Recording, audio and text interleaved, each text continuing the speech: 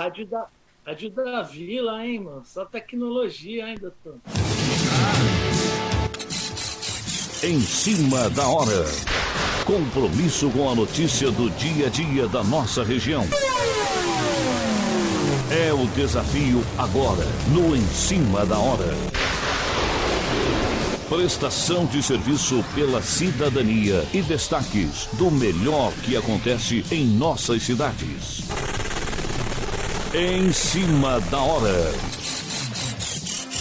Apresentação: Heraldo Santos, com Sidney Costa e Milton Gonçalves. Cadê o Sidney? Bom dia, ouvintes, bom dia, internautas, bom dia a você que nos vê e ouve aqui pela Rádio da Vila, você, webnauta que nos acompanha nessa edição por videoconferência e já presente aqui para trabalhar conosco o chargista, o nosso ilustrador Alex Ponciano, direto de Santa Catarina. Bom dia, Alex. Bom dia, doutor. Bom dia, César. Bom dia, Gabriel. Aqui em Santos também online, virtualmente conosco, César Antero, nosso consultor imobiliário, nosso comentarista. Bom dia, César. Bom dia, Heraldo. Bom dia, Alex. É um prazer. Bom dia, Gabriel. Bom dia, ouvintes, naturalmente.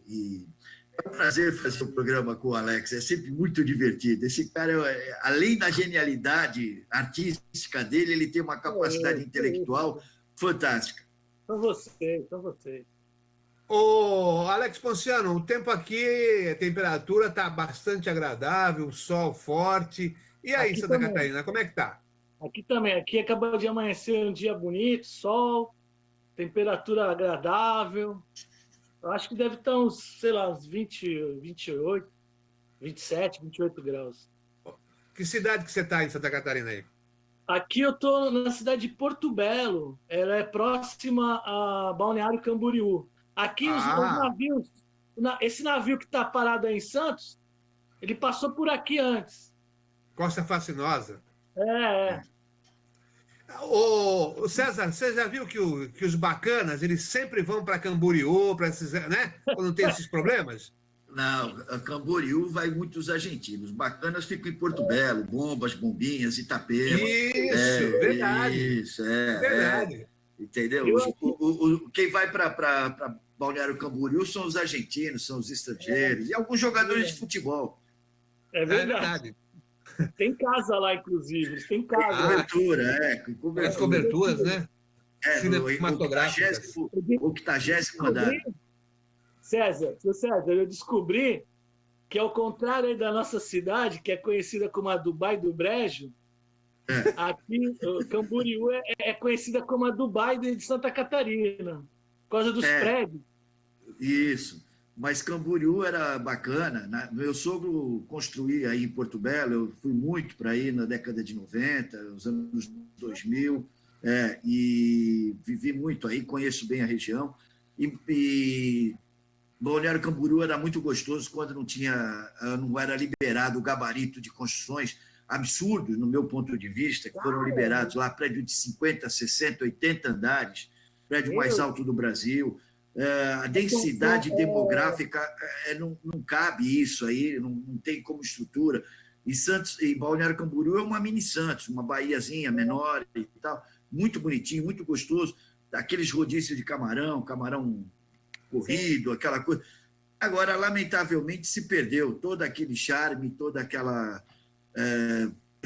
poesia de se viver e conhecer Camboriú. Camboriú hoje virou uma cidade, lamentavelmente, empulhada de gente, pessoas e carros. E outra coisa, você vai na praia não tem sol, né? É tudo sombra.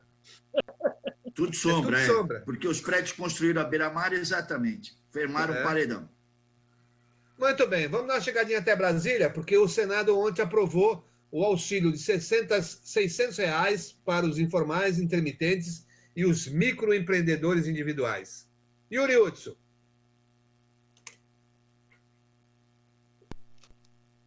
Segundo o levantamento feito pelo Centro de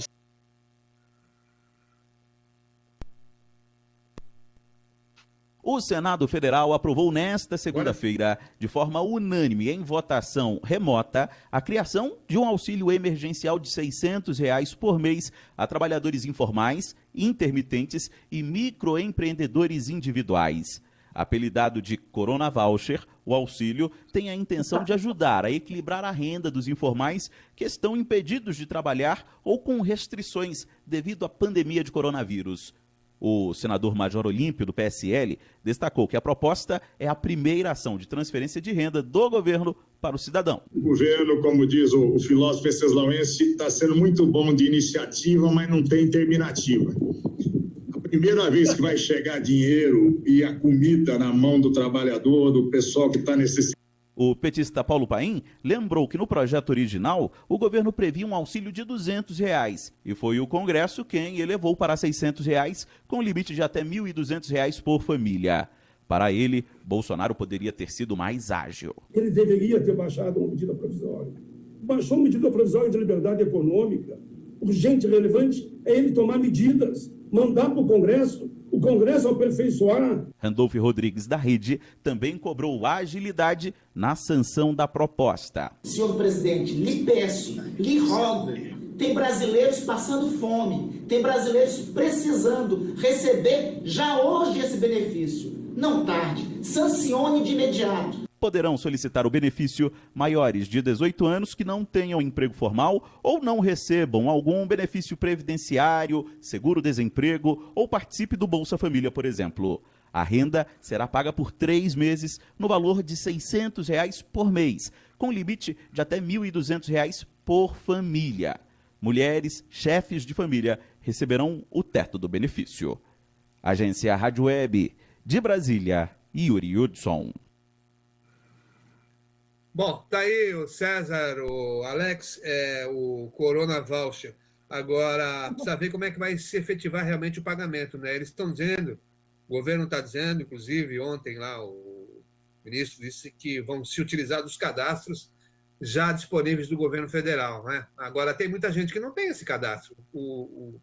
Aquele que é informal, né? Um vendedor de rua, um vendedor ambulante, essa coisa toda, ele não está cadastrado como microempreendedor muitas vezes. E aí, vai ter que submeter uma burocracia e muitas vezes ficar sem esse coronavírus, esse Corona Voucher aí. Pelo que eu entendi do ministro Onyx Lorenzoni ontem, a Caixa já está organizando um sistema para atendimento a essas pessoas que não têm o cadastramento, o pré-cadastramento junto aos órgãos competentes, o Ministério do Trabalho, o INSS, enfim. E isso passa por tecnologia. E quando a gente fala de tecnologia, teoricamente, são soluções rápidas que vão ser adotadas. Eu acredito que vai ser a disponibilização de um cartão através do CPF de cada um. E uma declaração de responsabilidade de cada um por receber isso, né? Isso aí eles informaram que vão disponibilizar na internet, né? Essa declaração, é claro. Já está disponibilizado, eu já tenho até o formulário, tudo, já passei até para alguns amigos e clientes do escritório que vivem em condição de dificuldade, pessoas empregadas domésticas e profissionais autônomos, no sentido de poder ajudá-los a agilizar esse procedimento. Mas eu posso te dizer, Aldo, que todos serão atendidos. Pelo menos essa é a vontade e a intenção real, né? Ô, Ponciano, o Senado foi ágil. Será que o governo vai ser ágil em liberar esse recurso para quem realmente está precisando? E muita gente está precisando. Eu estou precisando, doutor. Eu estou precisando. Já tô na fila de espera já. Já quero esses 600 mangos logo. Tanto que já estou na campanha da nova hashtag, né? Qual é? É a nova hashtag agora. Paga Bolsonaro. Paga Bolsonaro. Hashtag Paga Bolsonaro. Já fez o teu cadastro na Caixa lá ou você vai fazer? É o Auxílio Mirreca. É o Auxílio Mirreca. Preciso desse auxílio aí. Mas olha, eu vou te dizer uma coisa, a gente brinca porque nunca vai estar ideal, né? Ainda mais numa situação como nós estamos vivendo hoje, mas tem muita gente, principalmente eu tenho algumas conhecidas, pessoas conhecidas, e uma em especial que eu tenho me sensibilizado bastante, ela é diarista. Tinha que ser, no mínimo, um salário mínimo. Tinha que ser um salário mínimo. Eu concordo com você também. Agora, eu também não discordo das posições do governo, do Ministério da Economia, porque ele não tem dinheiro para tudo isso. Eles queriam, como diz aqui no Sul, eles queriam 200 pila. Não, foi o lançamento inicial, sem cálculo, sem nada, foi falado 200, é um balão de ensaio. Jogaram aí para o Congresso, porque tem um jogo de artimanha, de manha e artimanha, do Executivo com o Legislativo. O Executivo mandou 200, o Legislativo, para fazer bonito em cima do Executivo, mandou logo para 500. Aí o Executivo fez 600. Deu um nó. Quer dizer, na realidade, o que nós estamos vendo é disputa política eleitoral. Na briga entre o mar e o rochedo, quem se dá mal é o marisco. Quem é o marisco na situação? O povo. E o marisco está caro, hein? Marisco contaminado. Tá caro. E contaminado. Só em Santa Catarina que está liberado. Aí em Porto Belo tem bastante, Aí em Porto Belo tem muito. Aqui tem tipo fazenda que eles falam. É isso aí mesmo. Que não paga IPTU, né? Porque está no mar. São criadouros, né? Criadores. Cativeiro. Não, mas eu só acho que essas 600 mirreca aí não vai dar, não. Não vai dar, mas veja, vamos analisar o seguinte, são por 3 meses. A epidemia, a ideia é que em 60 dias mais esteja tudo normalizado. Então, nós temos que entender que é uma situação de equilíbrio. É como você falar, vamos voltar ao trabalho. Todo mundo precisa trabalhar, está todo mundo precisando da renda. Mas voltar ao trabalho hoje tem uma vertente que diz que é absurdo, que vai ser uma contaminação geral, que vai ter problema, que vai sobrecarregar. Tudo bem, a gente entende tudo isso. Agora, a dúvida é tão cruel que não tem parâmetro.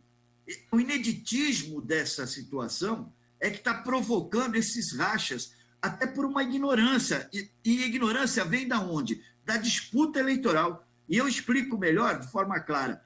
Quando você não tem condições de poder falar para o seu povo qual é o tempo que isso vai durar, você está jogando em cima da linha. Você está em cima de uma linha de equilíbrio. Você não sabe o que fazer direito.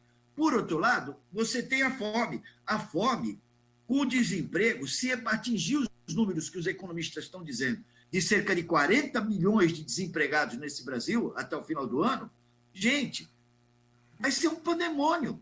Não vai ser uma pandemia, vai ser um pandemônio. Porque a fome é pior do que a doença. Então, veja, a gente tem que ter um equilíbrio necessário para aí poder entender as ações no seu tempo. Eu acredito que mais uma semana, 10 dias, tenhamos que ficar em quarentena. Depois disso, tem que se voltar a retomar a economia aos poucos, pelo menos aos poucos. E os grupos de risco, claro, vão ficar inertes. O prejuízo vai ser menor, mas está difícil mesmo. Está difícil mesmo. Ontem eu recebi aqui uma comunicação de um colega advogado, que o escritório dele foi autuado pela prefeitura aqui de Santos. Veja bem, ele está trabalhando remotamente, não é um estabelecimento aberto ao público que receba muita gente, mas a advocacia também é serviço essencial. O sujeito precisa ir de uma medida liminar, uma medida urgente, como é que vai fazer? Vai pedir para o prefeito? A Guarda Municipal teve no escritório do cidadão lá, autuou, chamou a polícia. Olha, é um negócio que também, sabe, tá virando um... Mas é isso que eu falo. É inadmissível isso. Mas é porque o clima de Fla-Flu se instalou em todo lugar. Tá? E aí nós temos que analisar o seguinte, quem é culpado? Todo e qualquer político. Se você quer dar razão para um ou para outro, por questões partidárias, tudo bem, é admissível, existe, não tem problema. Agora, vamos deixar o lado de partido, vamos deixar o lado da política e tentar entender o lado da vida. Na vida, da forma como nós estamos passando isso, como eu falei, é inédito, até para a medicina, Ninguém tem exatamente que pode afirmar que é isto ou é aquilo, o caminho a ser seguido. Quando você tem que formar consciência primeiro. E a consciência tem que partir de quem? Dos líderes.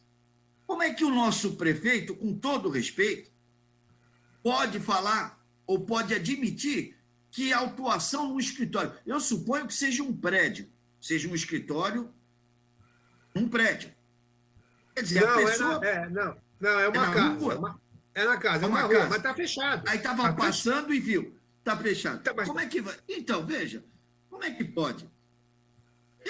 Eu tenho no meu escritório, eu tive que ir no meu escritório várias vezes. A minha esposa teve que ir no escritório várias vezes, ontem mesmo foi, teve que fazer trabalho, porque continuam vencendo os boletos. É lógico. Não pararam os boletos. Claro. Eu tenho que mandar para a rua, meus clientes querem receber. Quer dizer, poxa. Então, dentro desse sentido, não é absurdo esse posicionamento, ilógico, irracional e até diria, é abissal o tamanho da ignorância de um fiscal desse. Não cabe na cabeça de ninguém que você está dentro da sua casa, do seu estabelecimento, com as portas fechadas, trabalhando, e vai um cidadão lá, a mando do prefeito, dizer, olha, você não pode trabalhar. Tem cabimento um negócio desse, Alex Ponciano? Você já sabe o que eu vou falar, né? Fique eu não sei. Não fale porque eu quero ouvir, eu estou gravando. Ele não está aberto, ele não está recebendo público, ele não está, contaminando ou colocando a vida de ninguém em risco. Ele está lá. Como diria um outro que eu vi na televisão, é melhor falido do que falecido. Mas não é essa a questão, Alex. Aí é que está. Aí a gente está generalizando. A questão não é essa. A questão... Eu analisei na seguinte maneira, assim. Eu entendo a situação. A gente está vendo os outros países, porque os outros países também têm que comer. O pessoal lá também está sem trabalhar, aquela questão. Mas, por outro lado, menos gente na rua e só os serviços essenciais, isso garante agilidade, por exemplo, para que os profissionais de saúde, de outras áreas, cheguem rápido no seu trabalho, não se contaminem, entendeu? Mas você falou tudo, Alex, você falou na rua. Eu tenho um problema, eu ligo para o escritório. Doutor, para pensar, qual é a coragem que eu vou ter agora, nesse momento, de entrar num restaurante, mesmo que por quilo, para comer, sabendo que está esse vírus espalhando aí? Como é que eu vou chegar? Razão, Alex. Como é que eu vou chegar num banco, numa agência bancária, mesmo com 1 metro de distância de cada um, sabendo que está um entra e sai de gente nessa agência bancária? Eu estou indo na farmácia aqui, perto, eu vou de bicicleta.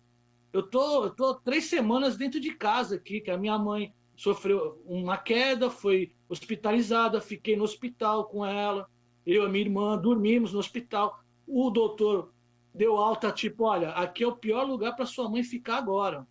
Então nós estamos já 3 semanas dentro de casa. Eu fui ontem na farmácia, eu fico com medo. Quando a gente chega na farmácia, é todo mundo se distanciando. Inclusive aqui tem uma regra agora, né? Não pode entrar todo mundo de uma vez. Tem uma barreirazinha dentro do comércio e você também não pode mais ficar próximo ao balcão, né? Eles têm uma distância agora e tal. Alex. Então, eu acho assim, essa história de vamos trabalhar, eu entendo que não, meu cunhado aí em Santos tem uma cafeteria recente, começou esse ano. Ele está super preocupado com o que está acontecendo. Só que, por um outro lado, eu acho assim, a gente tem que pensar nessa questão de espalhar. Que vai espalhar. Eu entendo os comerciantes, mas nesse eu conceito, acho que Alex. o isolamento. Agora, na questão aí, que nem o senhor está falando, prefeitura, tem que cancelar. Não vai pagar, não tem que pagar imposto nenhum. Questão de aluguéis, vamos ter que acertar. Que nem eu estou aqui, meu aluguel está aí em Santos, eu estou sem trabalhar. Eu vou ter que conversar com o proprietário esses 3 meses. Se é que vai ficar só 3 meses, hein, gente? Eu estou achando que a coisa vai... Tem uma questão aí que eu acho que você falou e passou desapercebido. Por exemplo, neste exato momento, independente de ser remunerado ou não ser, o que nós estamos fazendo? Nós estamos trabalhando dentro de casa, por isso que está se fazendo a videoconferência. Agora, você imagina, o Heraldo, como jornalista e advogado, está sentado no computador trabalhando, eu estou sentado aqui no computador trabalhando, você aí, entra um fiscal da prefeitura e vem me autuar. Que direito ele tem de fazer isso? Se eu estou em casa. Neste sentido é que eu estou dizendo, o agravamento da situação que o Heraldo trouxe, o exemplo. É um absurdo isso. Deve ser o quê? Meta para o fiscal bater? Meta de autuação? Eu não duvido. Houve denúncia que teve buzinaço lá na frente da prefeitura e que o prefeito mandou fiscais anotarem a placa de cada um dos carros lá, que se tiverem vínculo com o CNPJ, o prefeito ia caçar alvará. Olha que absurdo. É besteira, é fake, não sei. Mas veja. Não pensou nos funcionários da CT, né? Correndo risco lá também. Não está pensando em ninguém. Não está pensando no enfermeiro que tem que ir a pé, do Catiapuã até os estivadores trabalhar. Mas, seu César, o senhor sabe como é que já estão chamando essas carreatas, esses buzinaços aí, né? Carreata da morte, pô, a carreata da morte. Não tem dúvida, isso daí é desespero dos caras, até porque... Os vídeos que eu tenho visto na internet é tudo 4x4, entendeu? Tudo Mitsubishi. E até porque a maioria dos donos... Não carro de pobre lá não, hein?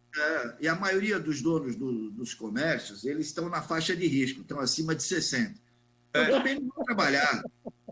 Ele quer um funcionário trabalhando, mas ele fica em casa. Mas é que, ao mesmo tempo, ele quer proteger emprego também, ele também quer se livrar de ônus trabalhistas, tem uma série de coisas. Por isso que eu disse, o ineditismo dessa situação requer muita consciência. Não dá para a gente extremar nem a um lado nem ao outro. É verdade. O Jornal Tribuna de hoje, por exemplo, traz aqui na capa 2 guardas municipais naqueles triciclos na praia e uma família, né? Um casal e mais uma criança. Então, eles foram abordar essas pessoas na Praia do Gonzaga e são pessoas que vieram da capital. Vieram da capital e decidiram ir na praia. Agora, eu te pergunto, passou na barreira lá? Não, que é isso? E mais uma coisa, aquele candidato a prefeito, que foi presidente do Supremo Tribunal de Justiça de São Paulo, Superior Tribunal de Justiça. O Tribunal de Justiça. Isso. Ivan Sartori. Ivan Sartori. Ele foi pego caminhando na praia e o fiscal bateu um papo com ele e tal, ele explicou, falou da legislação, que a prefeitura só tem o direito de gerir, administrar a praia, mas não tem direito de impedir o ir e vir da pessoa, que não sei o quê, papapá, pipipi. Aí eu te pergunto, ele não estava também cometendo a mesma infração que o seu amigo advogado estava... Quer dizer, não estava, ele estava cometendo pior, porque ele estava em local público. Então, veja, 2 pesos e 2 medidas. O que é isso? Falta de orientação, falta de conscientização dos profissionais que vão à rua para autuar ou para fiscalizar.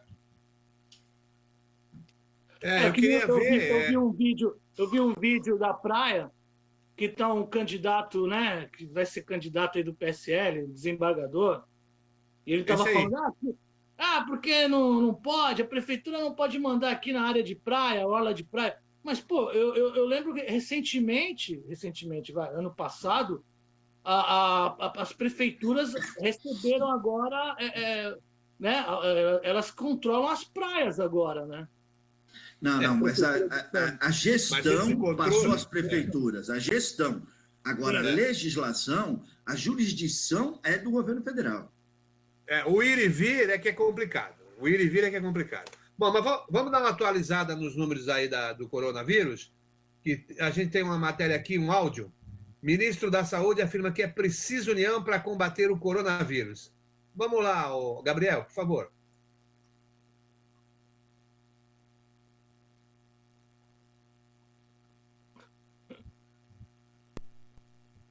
O Comitê Organizador dos Jogos Olímpicos de Tóquio... Tá saindo errado aqui, né? Tá inverso, né? Inverso. Não, tá normal. Tá? Não pode trabalhar. Multa. Só um minutinho.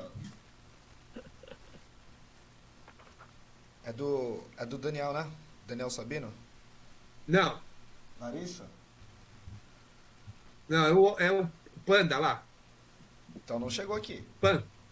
Hã? Não chegou. Não tem. Não chegou? Não. Então manda Então ver. Vamos mudar. Daniel Sabino, então. As empresas têm caixa para 3 meses.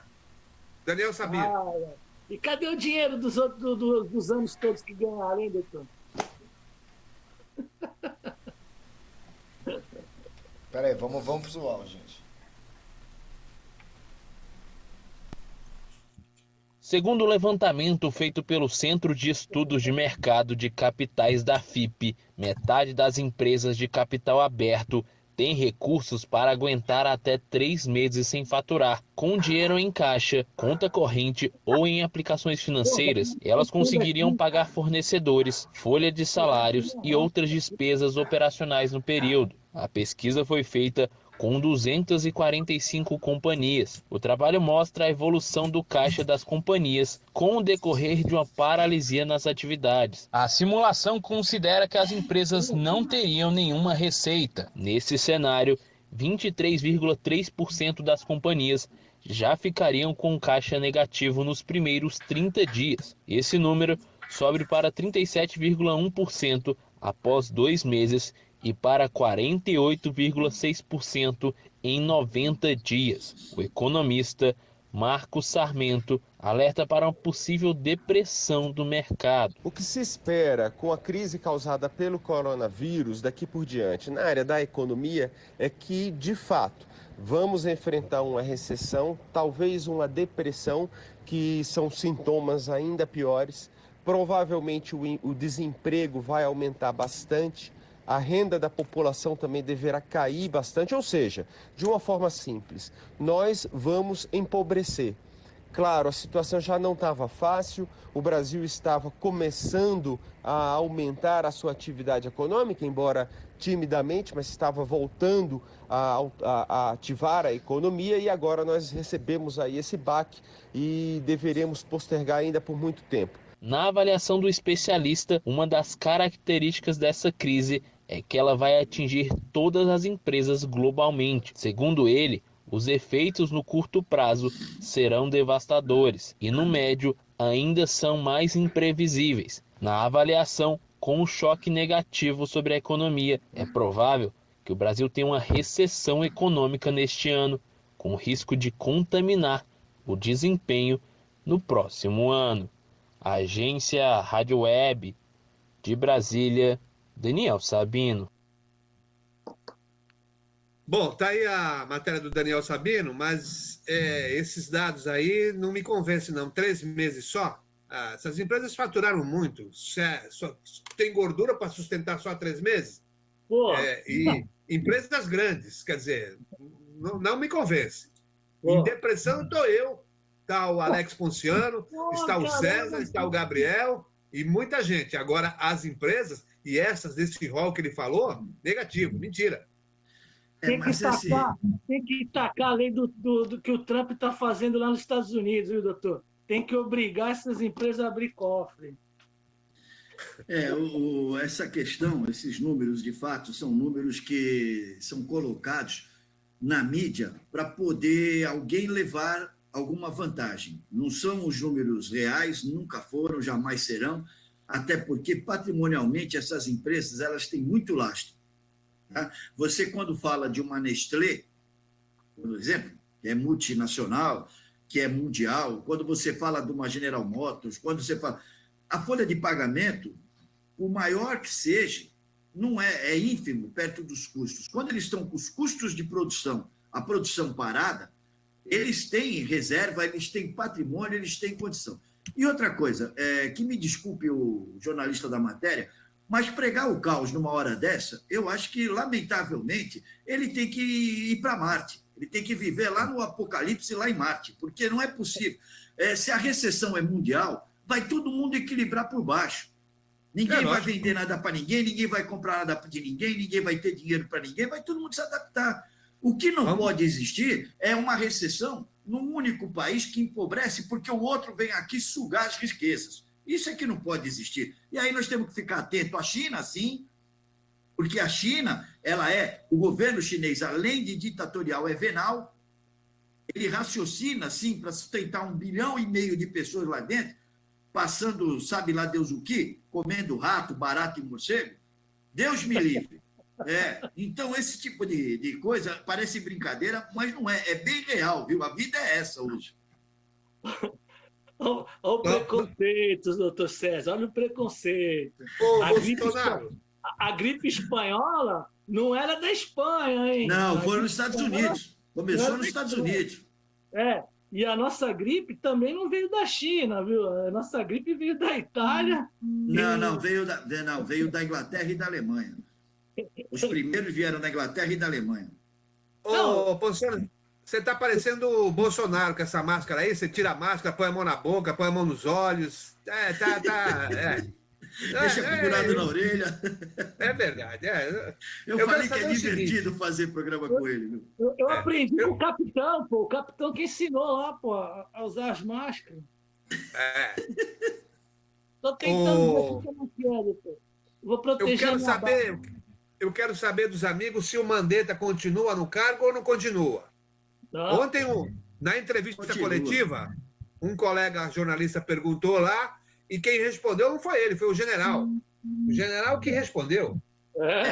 Mas ele respondeu que quando falam sim, em política, quando afirmam que sim, é porque está caindo. Ele deu o recado e ele está sendo muito inteligente, muito perspicaz. É que nem o técnico de futebol, né? Está prestigiado. Isso, é mais ou menos isso. Agora, eu não acredito que ele caia. Ele pode, é claro, ele pedir a demissão, ele sair por estafa, estresse, sei lá. Mas eu não acredito que o Bolsonaro o demita. Não acredito mesmo. Como também não acredito que demita o Moro. E também, o Bolsonaro, na realidade, eu acho que ele é uma pessoa, como para ser presidente do Brasil... Ele é uma pessoa, doutor? É uma pessoa bem intencionada, é isso que eu ia dizer. Uma pessoa bem intencionada. No sentido de querer fazer o melhor para o Brasil, levar o Brasil dessa roubalheira, essa coisa que foi os últimos 15 anos. Agora, eu acredito, isso é uma crença minha, não estou entrando em mérito, nem quero discussão. Tá provocando o petista aí, hein? Não estou não. Eu respeito muito todos eles e respeito a todos, porque eles me respeitam. Agora, é uma questão só de opinião. Agora, o Bolsonaro, de fato, ele tem colocado as formas que ele tem agido para administrar o país, principalmente quando ele vai a público dar o parecer dele, do que ele acha. Esse é o problema, doutor. Exato, concordo com você. Quando ele vai lá e dá a opinião dele... Ele deixa a própria equipe dele, o próprio ministério, que é de excelência, vendido. A coisa desanda.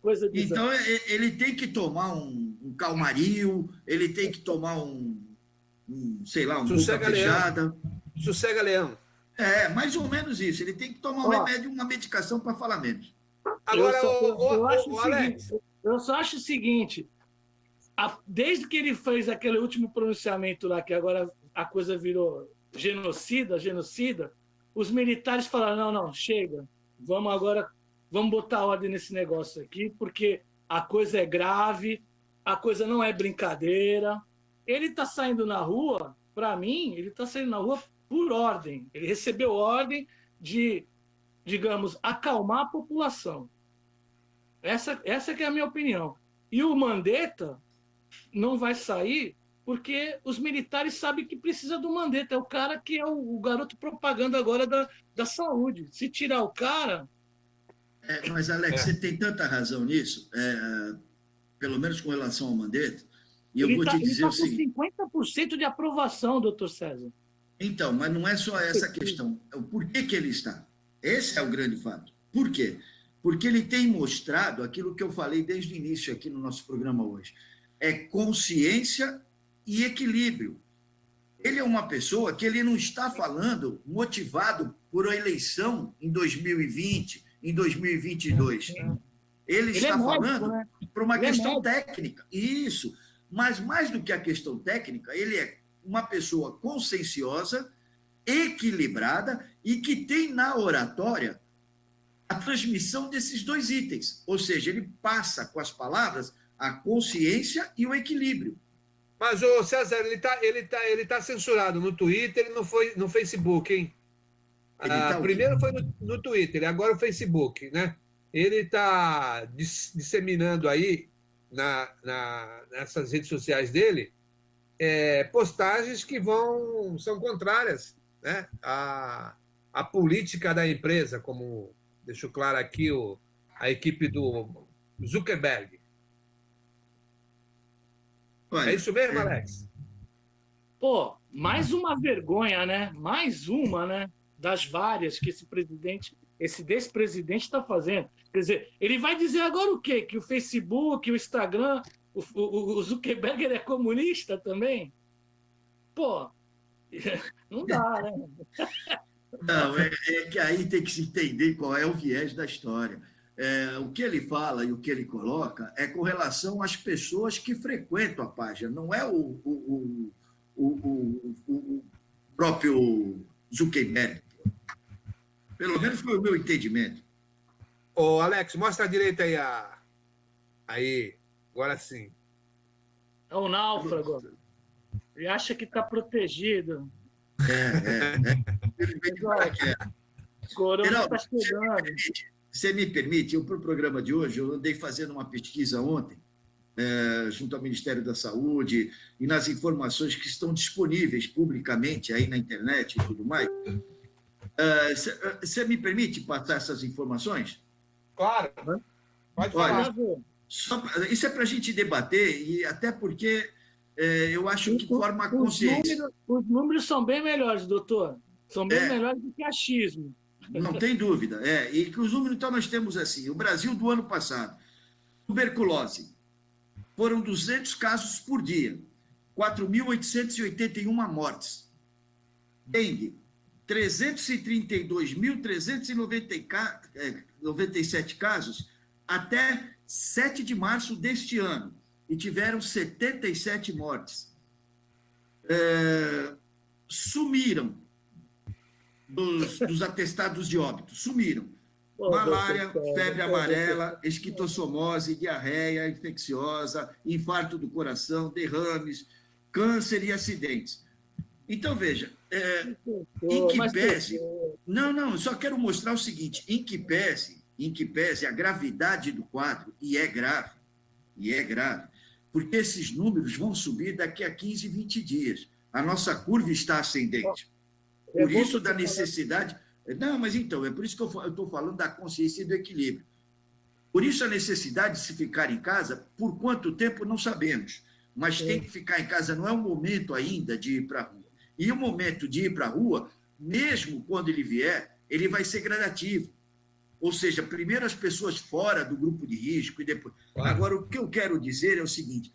Eu lembrei de um exemplo bem banal, doutor César. Um exemplo banal, que um amigo falou que aí em Santos estava vendo a criançada na rua jogando bola. Um exemplo banal. Essa criança aí está jogando bola, cai, quebra o braço. Para onde é que ela vai? Para um pronto-socorro. Sim, então eu vou te dar um exemplo. Aí ela vai chegar nesse pronto-socorro, ela vai ocupar pelo menos 2 profissionais. 2 profissionais que vão ter que atender essa criança. Outra coisa, essa criança vai estar num ambiente que já está, vamos dizer assim, contaminado. Certo? Que ela vai chegar na PS, vai estar contaminado, porque todo mundo que vai começar agora a ficar ruim, ou vai para o PS, ou vai para o hospital, ou vai na farmácia. Então, são locais que vão estar de perigo. Então, eu acho que a questão do isolamento tem isso também. Agora, dentro dessa linha aí... O presidente faz falar lá que onde não tem pão, né? O marido bate na mulher, aquela coisa toda. Mas quem está em casa, de certa forma, também está evitando acidente. Alex, deixa eu te falar, concordo com você. Agora eu te pergunto, quem está em casa e tem uma apendicite, como é que faz? Não tem que ir para o hospital? E o respirador que está reservado, ele não precisa do respirador? Exatamente. Então, veja, para cada o meu tio aqui perto aqui do meu lado, aqui vizinho, ele deu entrada ontem no hospital, porque ele tem problemas cardíacos, ele tem... Ele entrou com água no pulmão, só que é aquela diferença, né? Ele é ex-Petrobras, ele tem um convênio bom, então ele foi para um hospital bom lá de Balneário. Agora, eu fico imaginando as pessoas que não têm o recurso que esse meu tio, ou que outras pessoas têm, que vão ter que ir para um hospital comum. Para um SUS. Então, aí que está. Num SUS da vida, é o que eu falo. Para aquele que não tem condição, vamos equiparar as coisas. Eu não vou falar quem tem condição do hospital, tem. Quem não tem, não tem. Quem não tem... Eu acho que eu acho até que daqui a pouco, há 2 semanas... Ninguém vai ter. Ninguém vai ter. E é esse o risco, é o desespero dos políticos. Nem SUS, é esse nem o risco. É isso. Nem rede privada, nada. Porque vai estar tudo ocupado. Olha só, seguranças de Bolsonaro é internado em estado grave. Os seguranças que acompanharam o Jair Bolsonaro em seu passeio dominical na Ceilândia, na cidade satélite lá de Brasília, né? Estão preocupados com a superexposição desde que um dos colegas foi internado em estado grave com diagnóstico de Covid-19. Policial militar Ari Celso Rocha de Lima Barros, que integra a equipe de segurança... Isso daí já dá impeachment, hein? Isso já dá impeachment, hein, doutor? Calma, Alex. Ele colocou um servidor público em risco, hein? Isso já dá impeachment. Não, mas não é essa a matéria, O policial militar Ari Celso Rocha de Lima Barros, que integra a equipe de segurança da presidência, está internado em estado grave em um hospital de Brasília com o Covid-19. Tá aí, até a segurança do homem está preocupada, hein? Claro, tem que estar preocupada, não tem dúvida. A situação não é para brincadeira, desde o início. É aquilo que eu falo, é equilíbrio e consciência. Agora, veja, de qualquer forma, o que não dá é para cada situação dessa ficar fazendo casos políticos, tirar vantagem política, porque aí você coloca cada vez mais o caos na população. Veja, ou das duas, uma. Ou logo toma uma atitude, quem tem que tomar atitude, quem reclama, quem fala, quem tá, toma atitude, dá um impeachment, faz alguma coisa, tira o homem de lá. Ou então, meu amigo, vai trabalhar. Deixa ele trabalhar, deixa o Congresso trabalhar, deixa as coisas trabalhar. O que não pode é que não tem todo o nosso político. Olha, tem um vídeo, está no YouTube, de uma professora de história, eu não me lembro o nome dela aqui, mas eu vou pesquisar e prometo que passo para vocês depois. Ela conta a história do Brasil desde a queda do Império, dos republicanos, quando derrubaram o imperador, num golpe. De lá para cá...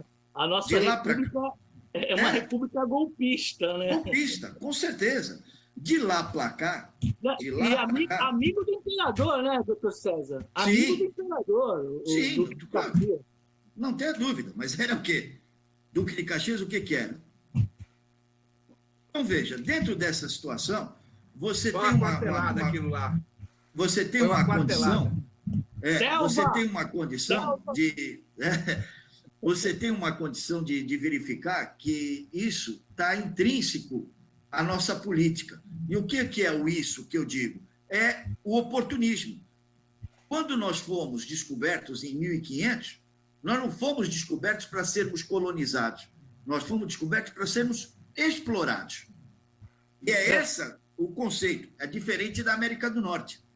E daí começou tudo. Os amigos gostam de pastel de feira? Não vai poder mais. Proibiu agora o prefeito, né? Ah, é? Pois é. Pastel de feira e caldo de cana está proibido nas feiras de Santos. Mas aglomera pessoas. Aglomera. Ai, caramba, essa eu não sabia, hein? Não é só pastel e caldo de cana, não. Qualquer outra barraca que não seja de gênero alimentício. Tem que proibir os cafezinhos. Cafezinho aglomera funcionário, ninguém quer trabalhar. Mas já ninguém está trabalhando, Alex. Ninguém está trabalhando, poxa. Que é isso? Já ninguém está trabalhando. Não tem cafezinho porque a merendeira está suspensa. E olha, o pastel do Akira lá não pode, então. Não pode. Ô, Alex, você lembra muito bem, você falou do pastelzinho, do cafezinho.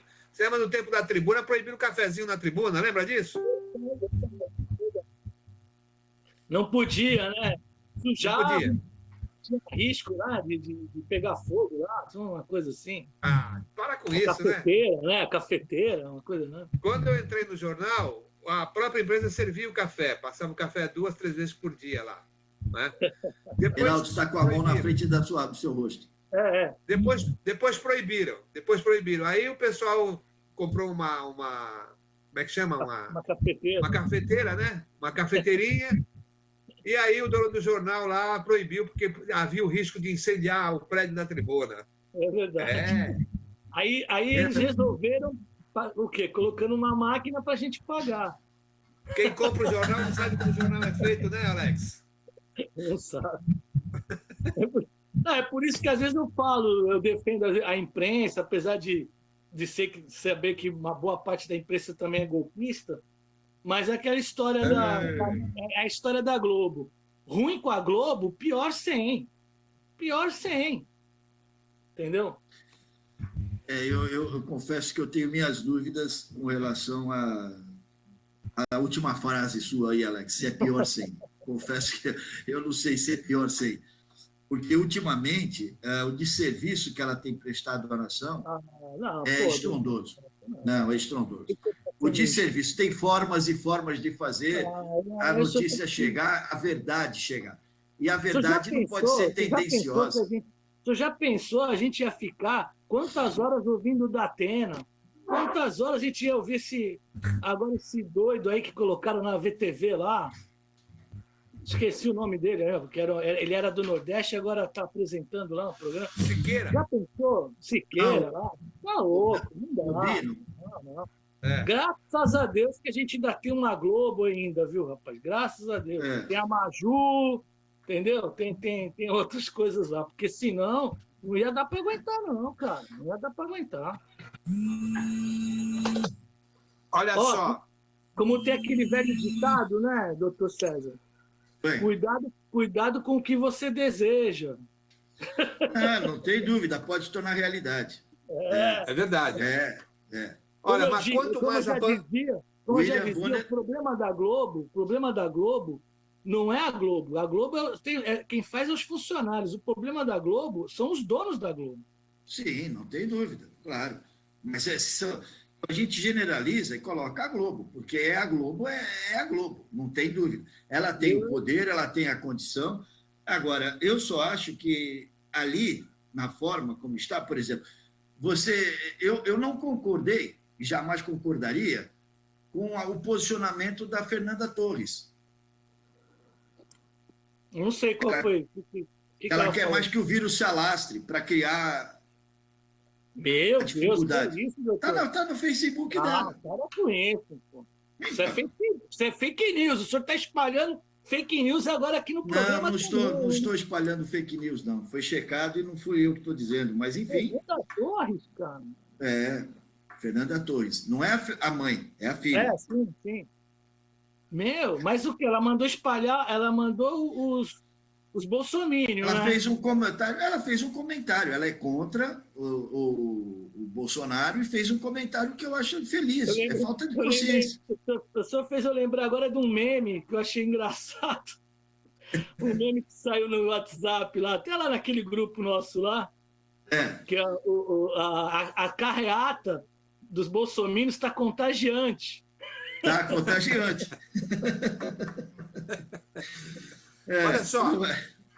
Olha só, quanto mais a pandemia do novo coronavírus amedronta, mais a sociedade confia no jornalismo. Com a explosão da pandemia causada pelo novo coronavírus, o jornalismo cresce na preferência dos brasileiros.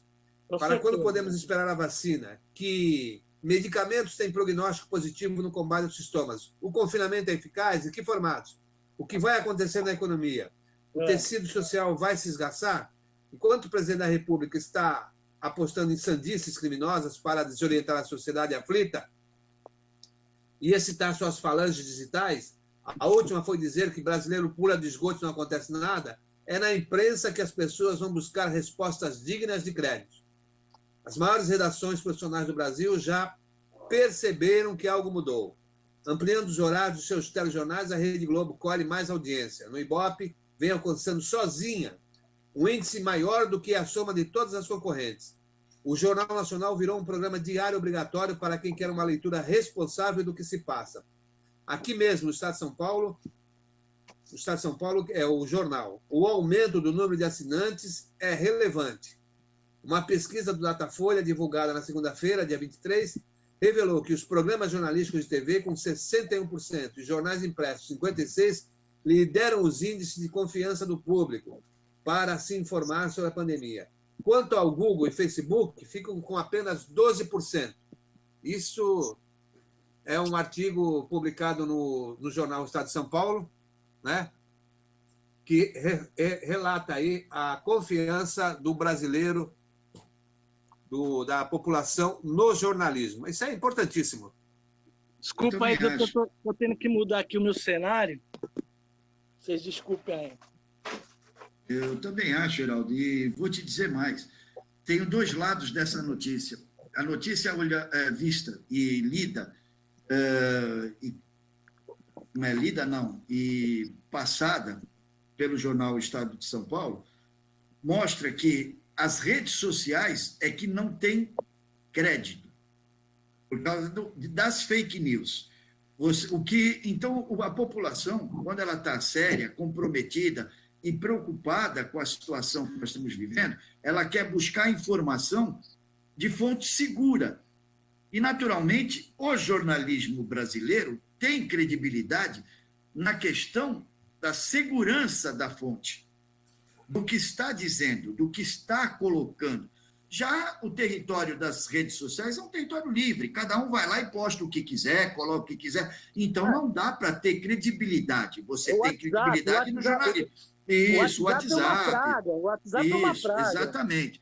Agora, você coloca a credibilidade em cima daqueles órgãos de notícia oficiais, que estão lá para serem isso mesmo. Eles estão cumprindo o papel constitucional deles, que é levar informação fidedigna à população, formar consciências, formar entendimento do que deve ser feito, como deve ser feito, a que hora deve ser feito.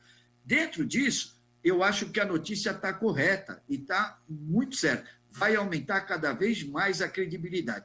Agora, o que não deveria acontecer com o aumento desta credibilidade é justamente as tendências, a forma de expor a notícia, ser tendenciosa a este ou aquele caminho.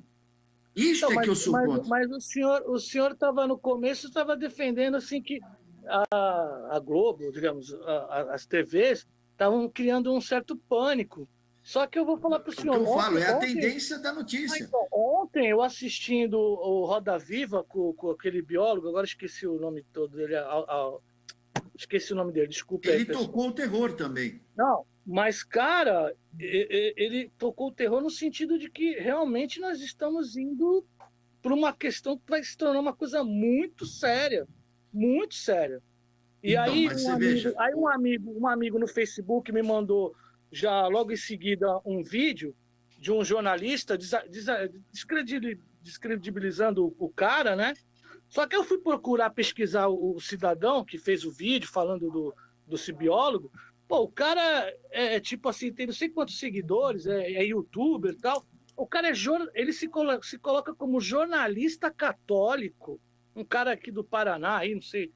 Aí eu falei, eu fui comparar o cara lá do Roda Viva com esse, falei, olha, o cara diz que é jornalista católico, não é nem formado, tem um monte de seguidor, enquanto que o cara que está na Roda Viva é um cientista, um biólogo, claro. Um cara estudado, um cara que conhece, sabe muito, o cara sabe muito. Então, aí fica aquela questão, a China começou assim também.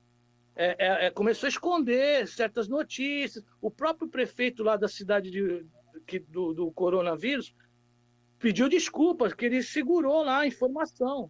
Então, eu acho assim, eu não posso tirar o crédito de uma pessoa estudada, quase um cientista, um cara que sabe o que está falando, para youtubers, entendeu? Gente, mas não tem dúvida, e nem é essa a questão. Por isso que eu acabei de falar, o Alex. Que nem o senhor, eu não vou tirar crédito na hora que o senhor falar para mim, olha, Alex, esses prédios aí de Balneário Camboriú, isso aí uma hora vai cair.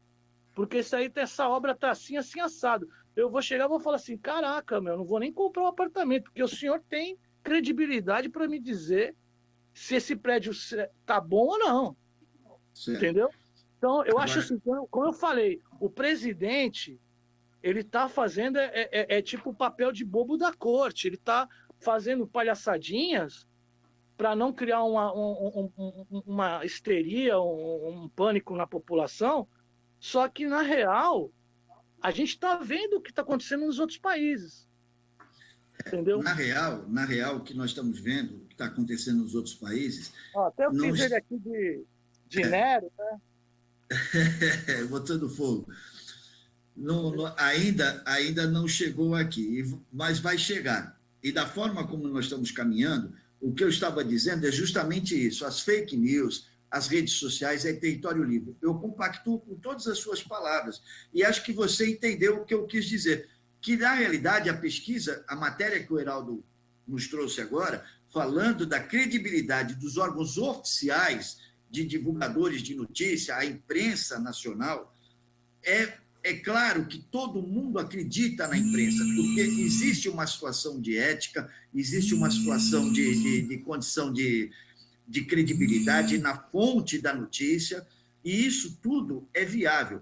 Agora, o que eu acho que não pode acontecer e que está acontecendo é um caldeirão de informações sendo misturados para quem não tem nem a capacidade intelectual de discernir certo de errado e muito menos tem a consciência no divulgar o certo e o errado. E nós estamos todos no mesmo caldeirão. Hoje, quando você vê esse youtuber que você comentou, quem é ele? Você colocou com muita propriedade, Alex.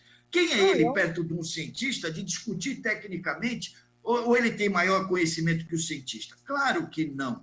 Ele é uma pessoa que é divulgador das informações. É aquela história, né, doutor César? A pessoa não vai ser chamada para um programa Roda Viva, apesar do Roda Viva não ser mais aquele. Né? Sim. Perdeu um pouco. Eu também... Eu sei que perdeu um pouco da... Porque entrou viés político também. Não vou dizer que perdeu a credibilidade, né? Virou um programa do PSDB, né? Isso, tem um viés político, exatamente. Mas a pessoa foi chamada lá, esse rapaz que foi chamado lá, esse biólogo, agora eu esqueci o nome dele. Átila. Átila. Meu, o cara, ele não foi lá para mentir, ele foi lá para falar a real. Mas a real é essa mesmo. O problema não está no que ele está falando, que todo mundo sabe. O nosso não, né? O de vocês, que ele não é meu. Mas aí vem o presidente. É seu também. É seu, você é seu também, claro. É do Brasil também. É do Brasil, pô. É do Brasil. É o presidente. É o presidente do Brasil. Ele é presidente do Brasil. Não tem jeito. Você pode até não gostar. Ele muita coisa. Você sabe, eu estou brincando. Ele foi a pessoa, até agora, de todas as autoridades, ele foi a única pessoa que usou a palavra saques. Olha só. Eu não vi ninguém falar sobre isso. Eu não vi nenhuma matéria da Itália, nem do Irã, nem da China de falar em saques. Ele foi lá e falou em perigo de saque. Quer dizer, ele é o cara que tinha que estar acalmando e ele que está fazendo a confusão toda. Entendeu? E olha só, brigando com o governador, pô. Olha só, Justiça manda soltar João de Deus. A juíza Rosângela Rodrigues Santos, de Goiás, substituiu a prisão preventiva de João de Deus pela prisão domiciliar. Ele será monitorado por tornozeleira eletrônica. Baseou-se em recomendação do Conselho Nacional de Justiça de soltar presos mais vulneráveis ao novo coronavírus. O médio tem 78 anos e foi condenado a mais de 63 anos de prisão por estupro e abuso sexual. Diz a juíza na sentença, é evidente a violação de garantias e direitos assegurados na Constituição Federal e no Estatuto do Idoso. Olha, então, agora essa matéria aí, essa matéria é para o senhor, doutor Heraldo. Agora o senhor vai ter que explicar para a gente aí essa situação aí dos velhinhos que estão presos. Como é que fica? Não. Veja, bandido. O canalha também envelhece, pô. Com certeza. Pô. O canalha envelhece. Bandido é só bandido, porque velho não vai ficar na cadeia? Isso. Só porque agora, velho não vai ficar na cadeia, isso. tem que ficar na cadeia, sim. Essa argumentação da juíza aí é totalmente refutável. Não dá para aceitar. Notícia, Heraldo? Você tem a notícia, Heraldo, do Dória, que quer soltar 1.000? Soltaram o outro também, né? Soltaram o Eduardo Cunha também, com essa mesma alegação aí. O Eduardo Cunha foi semana passada. Mas foi a mesma alegação, que tá com a idade. E aí, então, vamos soltar todo mundo, pô. Cadê o... Mas não é só aqui, não. Não é só aqui, não. Lá nos Estados Unidos soltaram também o Marinho, o ex-presidente da CBF, José Maria Marinho. Foi governador do estado, governador do teu estado. Então, São Paulo. Mas eles falaram... O Alex é Santa Catarina. Eu tô em Santa Catarina, pô. Olha, o Dória está querendo soltar 1.000 presos agora. Então, o senhor não viu que o Irã soltou também, a China também fez isso, soltou presos, mas aqui, né, nessas condições, porque daqui a pouco, né, os bolsominions vão tudo falar que tá soltando os presos todos, ladrão. Só que a situação é complicada, a gente sabe como são nossas cadeias, né, doutor? Meu amigo, tá bom. Então, por causa disso, não se prende mais ninguém. É cela para 30, 40 neguinhos lá dentro. O senhor sabe como é que é. O senhor lembra o que o Veloso contava para nós na redação, né? Que no calor ficava aquela névoa na altura do joelho, do cheiro de urina, que é complicado, né? Imagina doente. Mas então por causa disso não se... Mas aí por causa disso, então não se prende mais ninguém. Deixa praticar crime, então, por causa disso. Não, crimes menores de pequeno pote, aí como eles falam, assim, não vai ter condição. Até porque a polícia vai ter que estar atrás dos velhinhos que estão saindo na rua, doutor. O que é isso, pô? Não vai ter polícia para todo mundo, doutor. Olha, a situação está ficando difícil mesmo. Essa madrugada lá em São Vicente, arrombaram um daqueles quiosques da praia. Olha. E a Polícia Militar prendeu três caras lá, 3 acusados lá do furto, do arrombamento. Levaram para a delegacia, o delegado soltou os 3. O delegado soltou os 3. Eles roubavam hambúrguer? Não, lá no quiosque da praia, né? Então, mas roubaram o quê? Hambúrgueres? Salsicha? Não, destruíram lá, levaram os equipamentos, essa coisa toda, bebida. A mulher teve um prejuízo, ela calcula no mínimo, R$5.000. Aí ela chega na delegacia e os caras saem dando risada. Olha. E agora? Faz o quê? Então.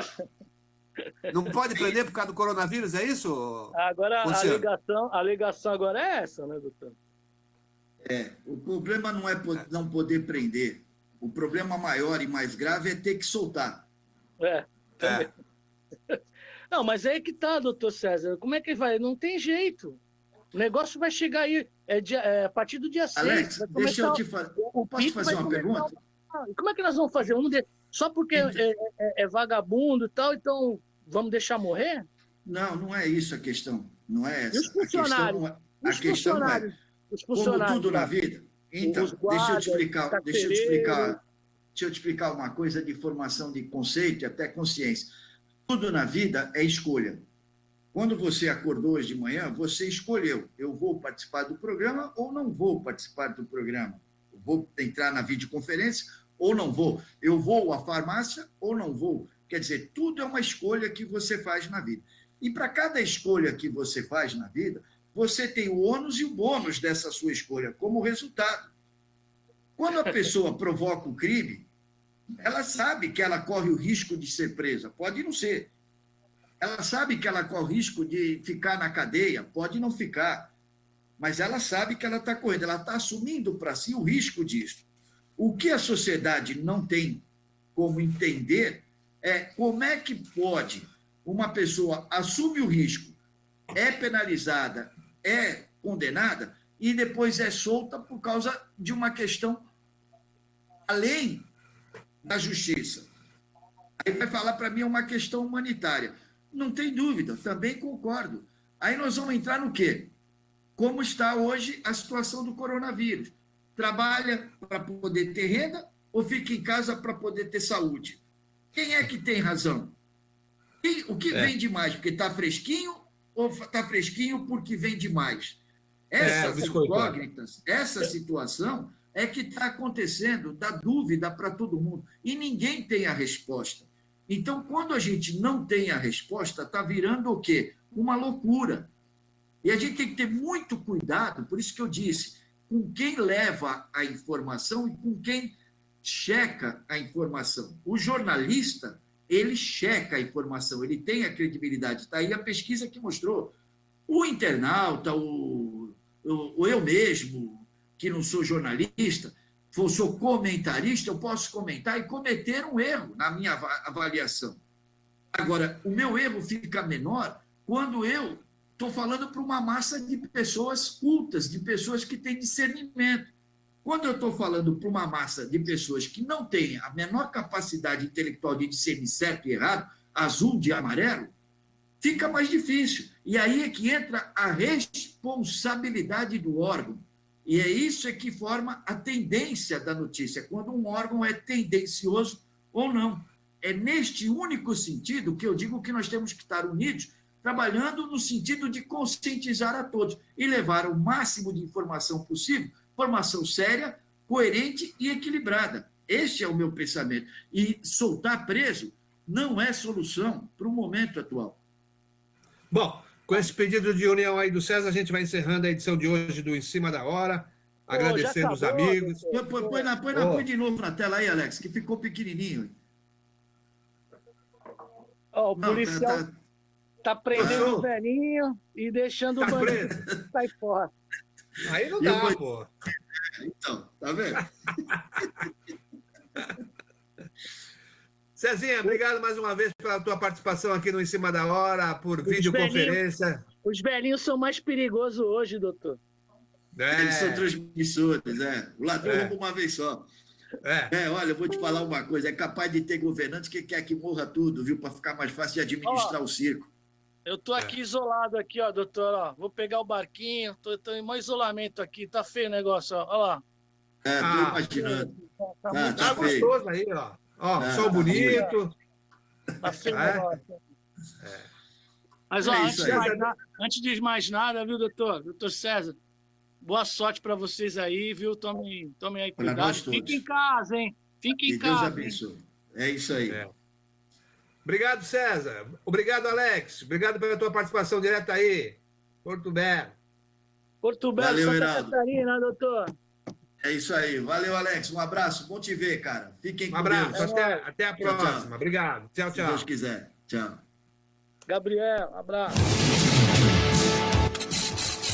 Em Cima da Hora. Compromisso com a notícia do dia a dia da nossa região.